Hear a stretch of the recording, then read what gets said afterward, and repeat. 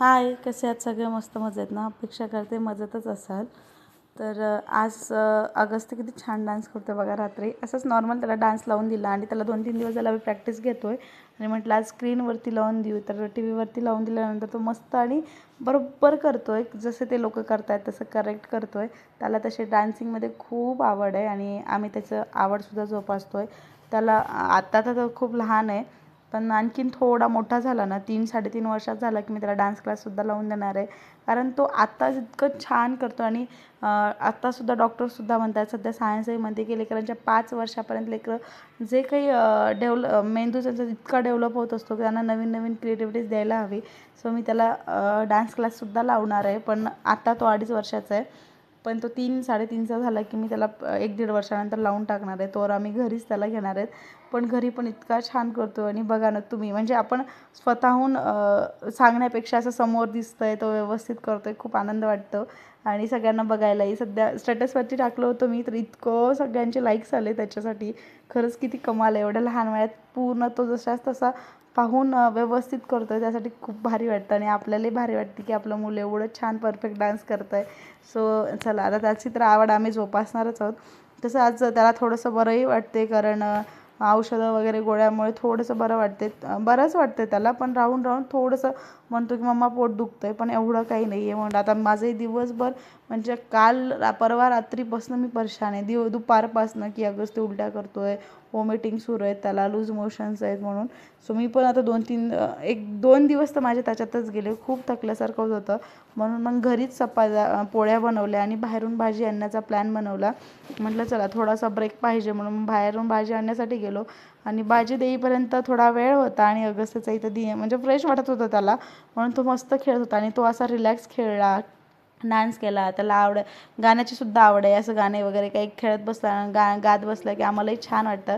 मस्त तिथे थोडा वेळ खेळला आणि त्याच्याच समोरनं एक गाय होती, म्हणजे त्या रेस्टॉरंटवाल्यांचीच गाय होती आणि ते जे स्वयंपाकातलं उरलेलं अन्न किंवा खरकटं जे वगैरे असतात ना, ते त्या गाईला टाकत होते. हे बघून खरंच खूप छान वाटलं, कारण हल्ली ना असे रेस्टॉरंटच्या बाहेर असेच फेकून देतात, त्यामुळे घाण प्रदूषणही होतं आहे. पण असे जर प्रत्येक रेस्टॉरंटच्या बाहेर अशी गाय किंवा असं कुठलंही प्राणी ठेवलं खाण्यासाठी तर उत्तमच. काल रात्रीपासनं, म्हणजे रात्री काल आम्ही बाहेरून भाजी मागवली होती. घरीच पोळ्या वगैरे झाल्या होत्या आणि बाहेरून भाजी घेतली होती, कारण अगस्त्याची तब्येत खूप बिघडली होती.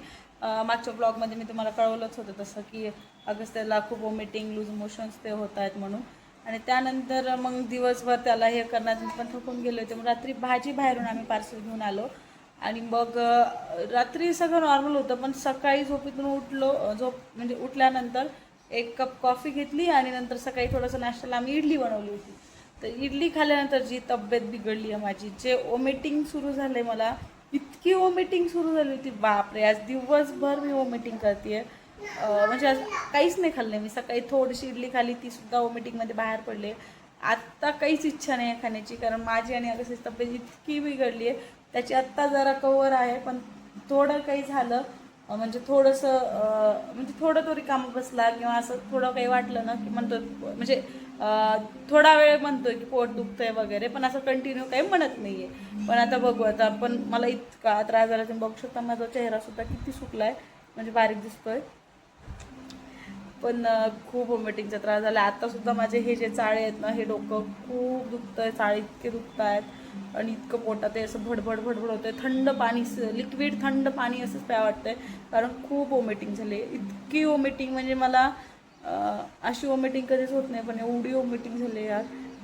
घरी मी माझ्या आईला पण विचारलं, तर आई म्हणे आखाड महिना सुरू आहे, तर आखाड महिन्याच्या स्टार्टिंगलाच असं झालं असेल. मे बी असं होतं आखाड महिन्यात हे आजार चालू असतात, आखाड महिन्यात उलट्या वगैरे, लूज मोशन्स वगैरे. पण मला लूज मोशन्स वगैरे नाही आहेत, पण वॉमिटिंग खूप आहे आणि खूप असं गळून गेल्यासारखं होतं, म्हणून काही शूट नाही केलं. म्हटलं आता थोडं बरं वाटतं तर तुमच्याशी सांगू आपण की मला त्रास, म्हणजे असं वॉमिटिंगचा वगैरे त्रास होते, थोडासा ब्लॉग बनवूया, क्लिपमध्ये सांगूया. आणि रात्री अगस्त्याने छान डान्स केला आहे. कॉपीराईट पडून जाईल मला आवाजामुळे. ॲक्च्युली काय होतं ना, जेव्हा आपण साऊंड घेतो ना आणि आपण जेव्हा बोलतो, कुठला बॅकग्राऊंडचा साऊंड येतो ना, तेव्हा व्हिडिओला कॉपीराईट पडून जातं आहे. असं मला 2-3 वेळेस झालं माझ्या व्हिडिओला, त्यामुळे मला व्हिडिओ पोस्टसुद्धा करता आले नाहीत. आणि व्हिडिओ मग मला डिलीट करून टाकावं लागतं. चेंजही नाही करू शकत कारण बॅकग्राऊंड इतकं आहे आणि मी समोरून जितकं बोलते व्हॉइस ओव्हर न करता असं समोरासमोर बोलते, त्यामुळे मला ते व्हिडिओ ती क्लिपच डिलीट करून टाकावी लागते, मग काहीतरी दुसरं घ्यावं लागतं. त्याच्यामुळे ना मला थोडंसं आवाज कमीच ठेवा, म्हणजे याच्यात एवढं कॉपीराईट पडणार नाही. ते कॉपीराईट आहे. तर अशी तब्येत आहे, अशी अपडेट आहे या तब्येतीची आज माझ्या. काय म्हणता तुम्ही?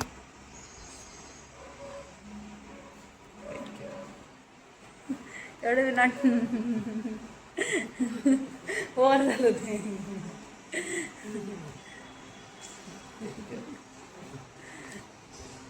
असं आहे आमच्याकडे ओव्हर म्हणा. ब्लॉगमध्ये कम्फर्टेबल नसतात ते, सो ब्लॉगमध्ये असं आपण घेते की मग त्यांचं असं चालू होतं असं. त्यामुळे मी तेवढं काही घेत पण नाही त्यांना, रियालिटी सांगायचं झालं तर. त्यामुळे मी घेत नाही ब्लॉगमध्ये. जे कम्फर्टेबल असतात आपण त्यांना घेतो. माझा आगस्ट ते कम्फर्टेबल असतो, निवांत हाय हॅलो असं सगळं चालू असतं त्याचं, मी त्याला घेते. पण यांना नाही घेत, सो अवॉइड करते यांना मी. चला, हे सगळं असं चालू चालतं. पण आता व्लॉग काही पुढे घेत नाही, एवढाच व्लॉग 2-3 म्हणजे थोडा छोटा मोठा असेल. आणि इथे डान्स सुरू झाला परत. कर कर, चेअरवर बसून नाही, उठून कर, उठून कर. कर.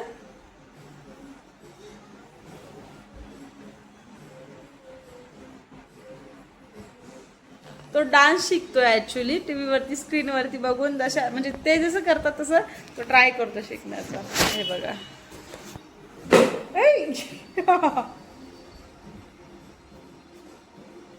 कुठे बघितलं रे तू चेअरवरती? मध्येच व्यायाम सुरू होतं.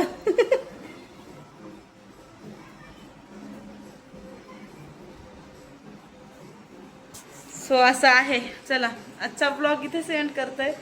जर आता सध्या काही आता असा काही प्लॅन नाही, कारण आज बाहेर कुठं जायची इच्छा नाही आहे, काही करायची इच्छा नाही आहे. स्वयंपाकही मी काहीतरी लाईटमध्येच करेल. अगस्त्याला जी दाल खिचडी बनवणार आहे तीच माझ्यासाठी पण बनवेल. आणि ओमकेशचं तर ओमकेश बघून घेतील काय करायचं ते. तुम्ही तुमचं बघून घ्या आता. ते त्यांचं काहीतरी छोटं मोठं करून खातील. पण आता माझ्यात बिलकुल कॅपॅसिटी नाही की स्वयंपाक करण्याची वगैरे.